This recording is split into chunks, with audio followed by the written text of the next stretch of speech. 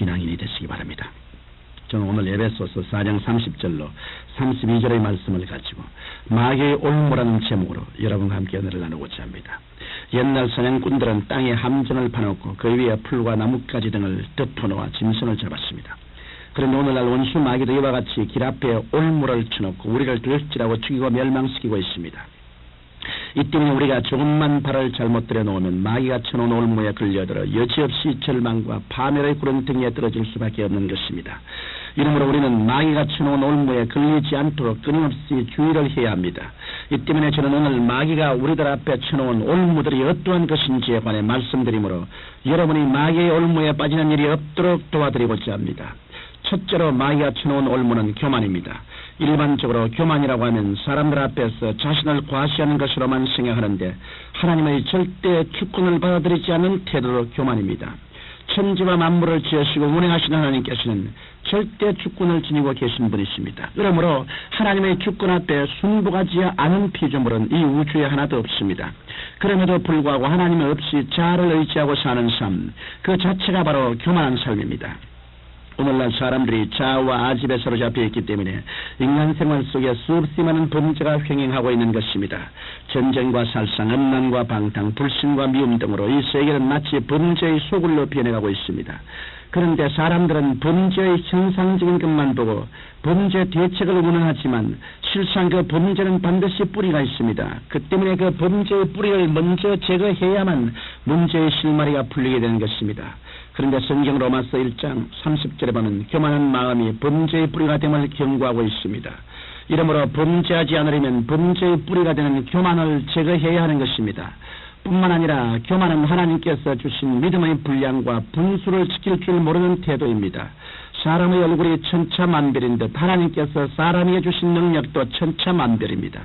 이 때문에 우리는 하나님께서 우리에게 주어주신 분량의 정도를 분명히 알아야 합니다. 믿음의 분량대로 지혜롭게 생각하지 아니하고 자기의 분량을 뛰어넘는 그 자체가 교만입니다. 오늘날 수많은 사람들이 인생의 낭패와 실망을 당하는 것은 바로 자기의 분수를 뛰어넘어 말하고 행동하기 때문입니다.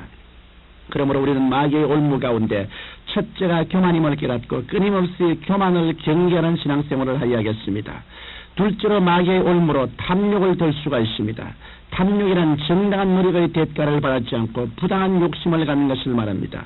그래서 사람의 마음속에 탐욕이 들어차면 반드시 부정과 부패로 뒤따르게 되어 있습니다. 성경 사도행전 5장에는 탐욕으로 말미암아 죽음을 당한 대표적인 예로 아나니아와 삽비라의 이야기가 기록되어 있습니다. 아나니아와 삽비라는 예수님을 영접했음에도 불구하고 탐욕을 품고 사도 베드로 앞에서 거짓말을 했습니다.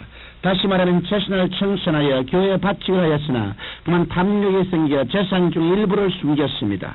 그런데 그들은 베드로에게 재산의 전부를 바치는 것처럼 거짓말을 했던 것입니다. 이에 베드로가 이것은 사람에게 거짓말한 것이 아니요 하나님께로다라고 꾸짖자 그 즉시 아나니아는 죽고 말았습니다. 얼마 후 삽비라도 베드로에게 찾아와 재산의 전부라고 거짓말했다가 그 말이 끝나기도 전에 죽음을 당하고 말았습니다. 이처럼 탐욕에는 부정과 거짓이 뒤따르며 급기야는 파멸에 처하고 많은 결과를 초래합니다.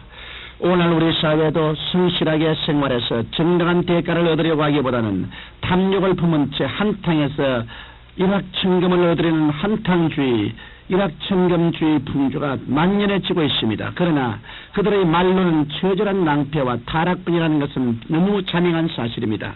이러므로 우리는 탐욕 속에 휘말리게 되면 자신을 망칠 뿐 아니라 사회, 가정, 심지어 국가까지도 망하게 된다는 것을 깨닫고 우리 마음에서 탐욕의 소지를 늘 내어 쫓아야만 할 것입니다. 셋째로 마귀의 올무는 무절제입니다. 오늘날 우리는 중용지도를 잃어버린 세대에 살고 있습니다. 이 때문에 온 세계의 환경은 무절제한 산업개발로 인해 극도로 오염되고 있습니다. 이처럼 무절제는 인간 사회를 파멸시키고 맙니다.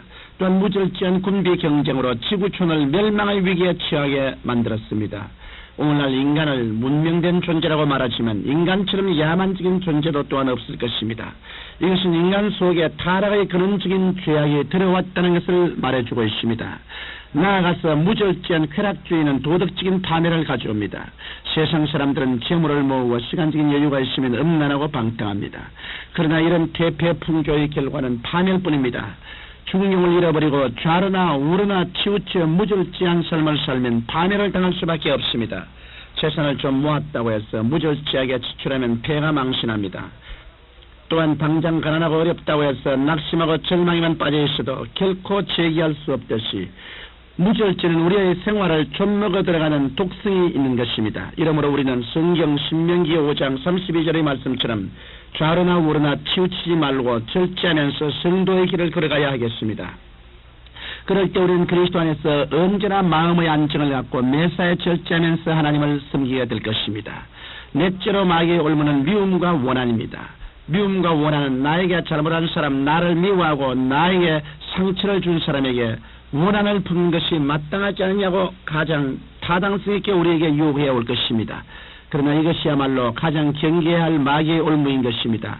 왜냐하면 미움과 원한은 우리 자신과 우리 환경을 무섭게 파괴하는 독소가 되기 때문입니다.